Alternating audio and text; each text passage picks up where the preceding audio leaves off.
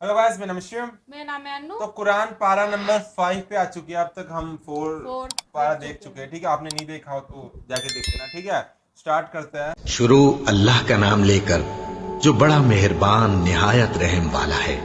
और शौहर वाली औरतें भी तुम पर हराम हैं मगर वो जो कैद होकर बांदियों के तौर पर तुम्हारे कब्जे में आ जाएं।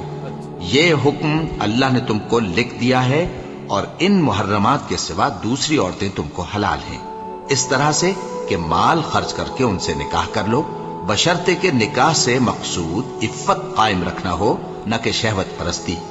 तो जिन औरतों से तुम लुत्फ अंदोज हुए उनका मेहर जो मुकर्रर किया हो अदा कर दो, और अगर मुकर्रर करने के बाद आपस की रजामंदी से मेहर में कमी बेशी कर लो तो तुम पर कुछ गुनाह नहीं। परमिशन से बेशक मतलब अल्लाह सब कुछ जानने वाला है, हिकमत वाला है। और जो शख्स तुम में से मोमिन आजाद औरतों से निकाह करने का मकदूर न रखे तो मोमिन बांदियों ही से जो तुम्हारे कब्जे में आ गई हो निकाह कर ले। और अल्लाह तुम्हारे ईमान को अच्छी तरह जानता है। तुम आपस में एक दूसरे के हमजिन्स हो, फिर उन लौंडियों के साथ उनके मालिकों से इजाजत हासिल करके निकाह कर लो, और दस्तूर के मुताबिक उनका मेहर भी अदा कर दो, बशर्ते कि वो पाक दामन हो, न ऐसी कि खुल्लम खुल्ला बदकारी करें और न दरपर्दा दोस्ती करना चाहें। फिर अगर वो निकाह में आकर बदकारी का इर्तिकाब कर बैठे तो जो सजा आजाद औरतों के लिए है उसकी आधी उनको दी जाए। ये बांधी के साथ निकाह करने की इजाजत उस शख्स को है जिसे गुनाह कर बैठने का अंदेशा हो, और ये बात कि सब्र करो तुम्हारे लिए बेहतर है, और अल्लाह बख्शने वाला है, मेहरबान है।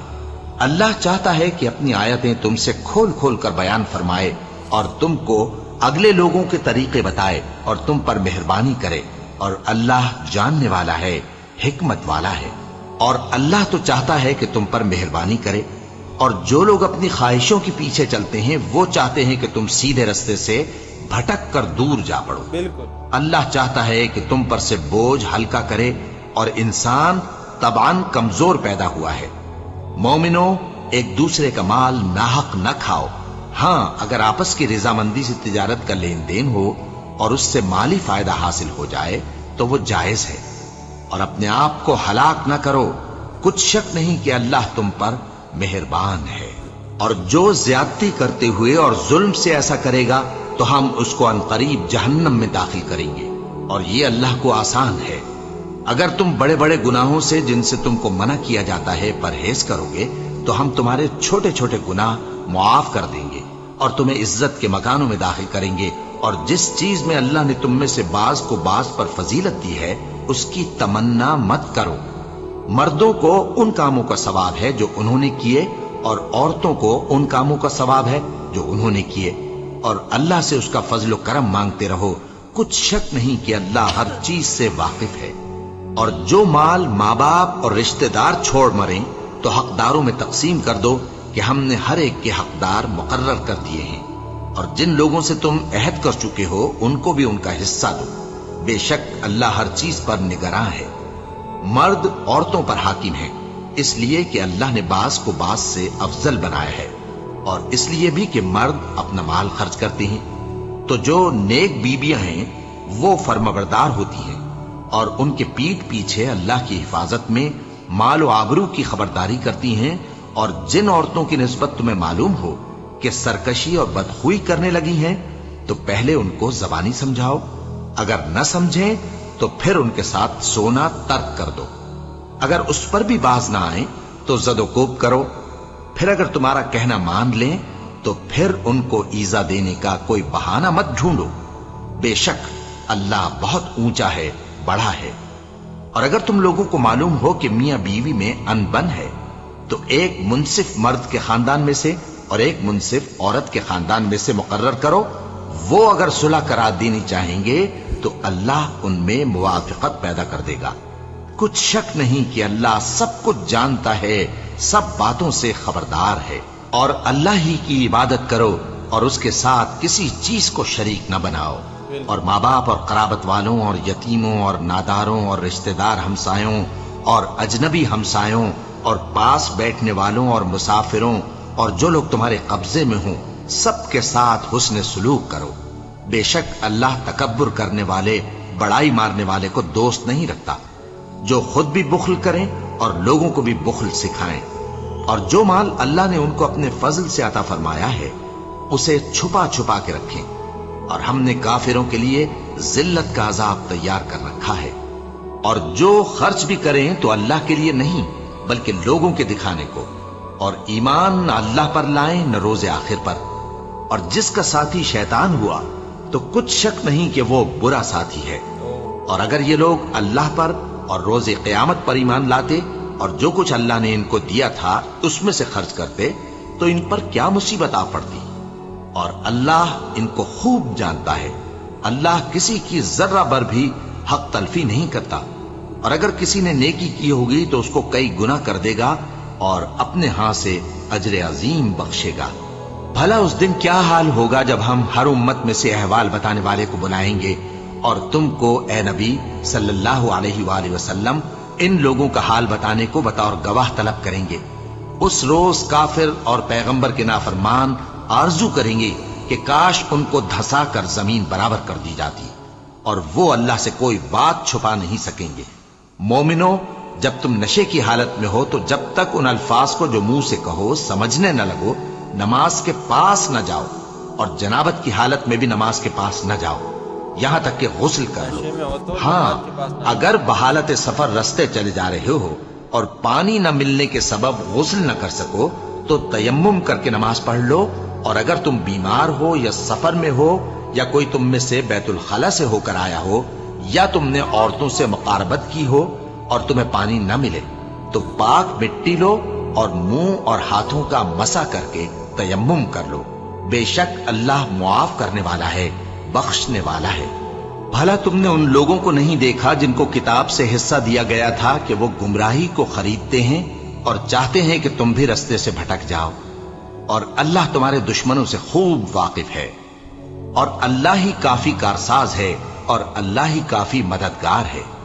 اور یہ جو یہودی ہیں ان میں کچھ لوگ ایسے بھی ہیں کہ کتاب اللہ کے کلمات کو ان کے مقامات سے ہٹا دیتی ہیں اور کہتے ہیں کہ ہم نے سن لیا اور نہیں مانا، اور کہتے ہیں سنو نہ سنوائے جاؤ، اور زبان کو مروڑ کر اور دین میں تان کی راہ سے تم سے گفتگو کے وقت راعینا کہتی ہیں، اور اگر یوں کہتے کہ ہم نے سن لیا اور مان لیا اور صرف اسمع اور راعینا کی جگہ انظرنا کہتے تو ان کے حق میں بہتر ہوتا اور بات بھی بہت درست ہوتی، لیکن اللہ نے ان کے کفر کے سبب ان پر لعنت کر رکھی ہے تو یہ کچھ تھوڑے ہی ایمان لاتے ہیں۔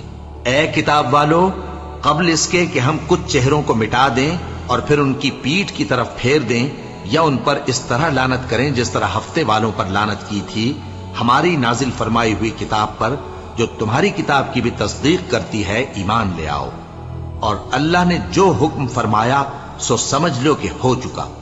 اللہ اس گناہ کو نہیں بخشے گا کہ کسی کو اس کا شریک بنایا جائے، اور اس کے سوا اور گناہ جس کو چاہے معاف کر دے، اور جس نے اللہ کا شریک مقرر کیا اس نے بڑا بہتان باندھا۔ کیا تم نے ان لوگوں کو نہیں دیکھا جو اپنے آپ کو پاکیزہ کہتے ہیں؟ نہیں، بلکہ اللہ ہی جس کو چاہتا ہے پاکیزہ کرتا ہے، اور ان پر دھاگے برابر بھی ظلم نہیں ہوگا۔ دیکھو یہ اللہ پر کیسا جھوٹ طوفان باندھتے ہیں، اور یہی کھلا گناہ کافی ہے۔ بھلا تم نے ان لوگوں کو نہیں دیکھا جن کو کتاب سے حصہ دیا گیا ہے کہ بتوں اور شیطان کو مانتے ہیں، اور کفار کے بارے میں کہتے ہیں کہ یہ لوگ مومنوں کی نسبت سیدھے رستے پر ہیں۔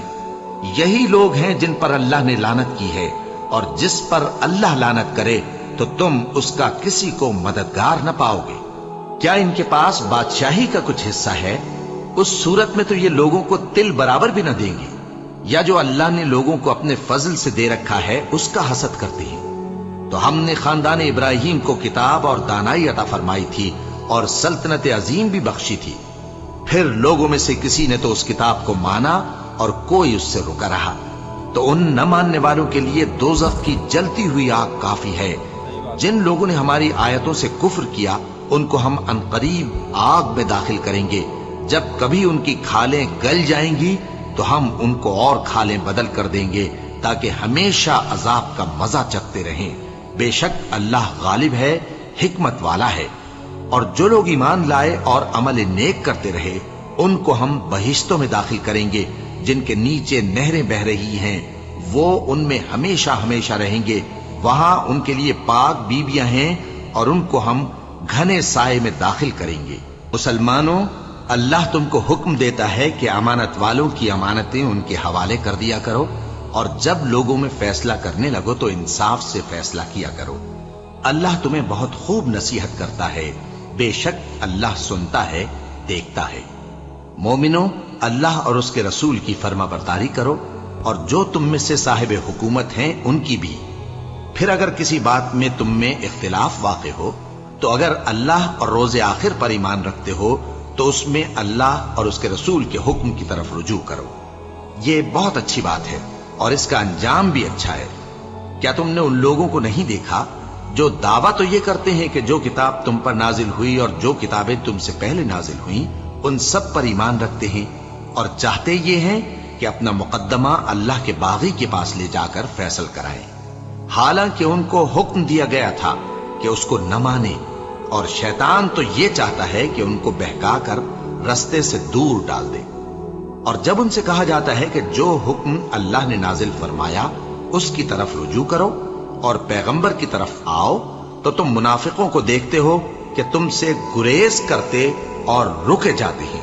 پھر کیسی ندامت کی بات ہے کہ جب ان کے اعمال کی شامت سے ان پر کوئی مصیبت واقع ہوتی ہے تو تمہارے پاس بھاگے آتے ہیں اور قسمیں کھاتے ہیں کہ واللہ ہمارا مقصود تو بھلائی اور مصالحت تھا. ان لوگوں کے دلوں میں جو جو کچھ ہے اللہ اس کو خوب جانتا ہے. تم ان کی باتوں کا کچھ خیال نہ کرو اور انہیں نصیحت کرو اور ان سے ایسی باتیں کہو جو ان کے دلوں میں اثر کر جائیں.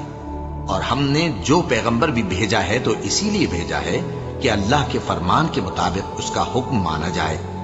اور یہ لوگ جب اپنے حق میں ظلم کر بیٹھے تھے، اگر تمہارے پاس آتے اور اللہ سے بخشش مانگتے اور پیغمبر بھی ان کے لیے بخشش طلب کرتے تو اللہ کو معاف کرنے والا بڑا مہربان پاتے.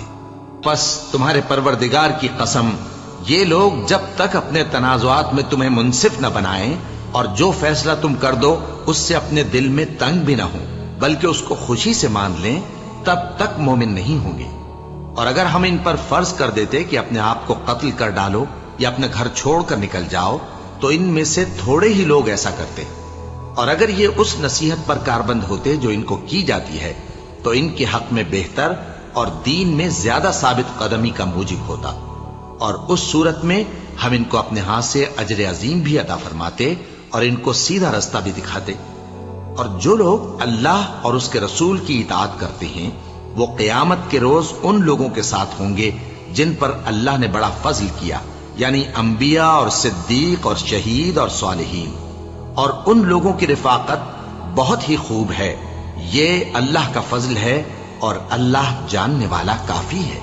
مومنو، جہاد کے لیے ہتھیار لے لیا کرو، پھر یا تو جماعت جماعت ہو کر نکلا کرو یا سب اکٹھے کوچ کیا کرو.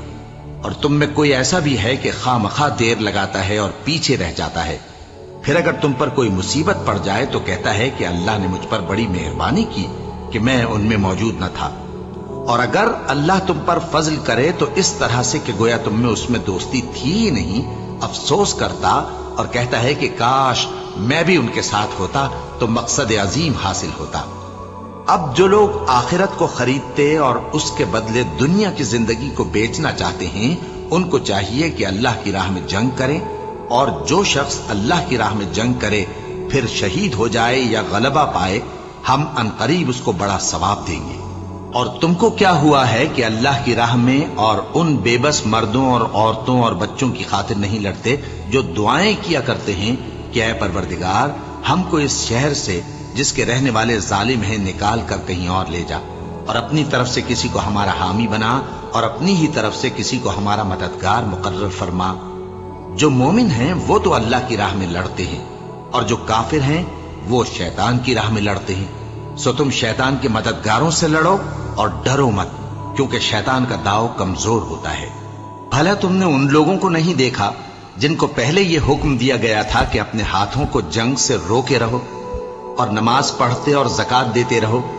پھر جب ان پر جہاد فرض کر دیا گیا تو بعض لوگ ان میں سے لوگوں سے یوں ڈرنے لگے جیسے اللہ سے ڈرا کرتے ہیں، بلکہ اس سے بھی زیادہ، اور کہنے لگے کہ اے اللہ तूने हम पर जिहाद जल्द क्यों फर्ज कर दिया? थोड़ी मुद्दत और हमें क्यों मोहलत न दी? ए पैगंबर, इनसे कह दो कि दुनिया का फायदा बहुत थोड़ा है और बहुत अच्छी चीज तो परहेजगार के लिए नजात आखिरत है, और तुम पर धागे बराबर भी जुल्म नहीं किया जाएगा। ए तो काफ़ी लंबी हो रही थी वीडियो, ठीक है, तो अभी हम 15-15 पार्ट में देख 15-15 मिनट में देख लेंगे, ठीक है। और जैसे कि छोटा बच्चा है वो प्रेशर करने लग जाता है। जैसे कि स्टार्टिंग में उन्होंने बोला था कि बंदी औरतों से, ठीक है, शादी, जैसे कि, तो उसका क्या मतलब था हमें हमको थोड़ा बताना, क्योंकि हमको ऐसे जैसे कि बोल दिया तो ठीक से समझ नहीं आएगा। आप अगर किसी को पता हो डिटेल में तो हमको एक बार बता देना, हम पूरा पढ़ लेंगे, ठीक है, समझ लेंगे, क्योंकि जो बातें बोली जाती है ना इसमें उसके बहुत ज़्यादा गहराई से मीनिंग होते हैं। हम तो सिर्फ ट्रांसलेट करके समझने में गलतियां भी हो सकती है, बहुत वो हो सकती है, लेकिन आप जो समझाओगे ना उसे हमको ज़्यादा समझ में आएगा, ठीक है। क्योंकि अभी मेरे को लग रहा है कि हम जैसे कि कुरान पारा देख रहे हैं, सूरा देख रहे हैं, उसमें हम सिर्फ 10 या 20% ही समझ पा रहे होंगे, ठीक है। उनके भी और भी मतलब हो गए जो गहराई से 100% अभी नहीं समझ पा रहे हैं। तो इसलिए आप जो स्टार्टिंग में उन्होंने बोला था कि अगर परमिशन से हो रही है तो शादी ठीक है, नहीं तो मत करो, या फिर गुनाह करने वाला आदमी, ऐसा कुछ बोला था, पैसा देके शादी कर लो ऐसा। तो हमको थोड़ा समझा देना उसका मतलब, ठीक है। बाकी का बहुत बाकी का हाफ पार्ट बच गया, वो हम बाद में देख लेंगे, ठीक है। बाय। लाइक एंड सब्सक्राइब करना, कुछ अच्छा लगा तो बाय।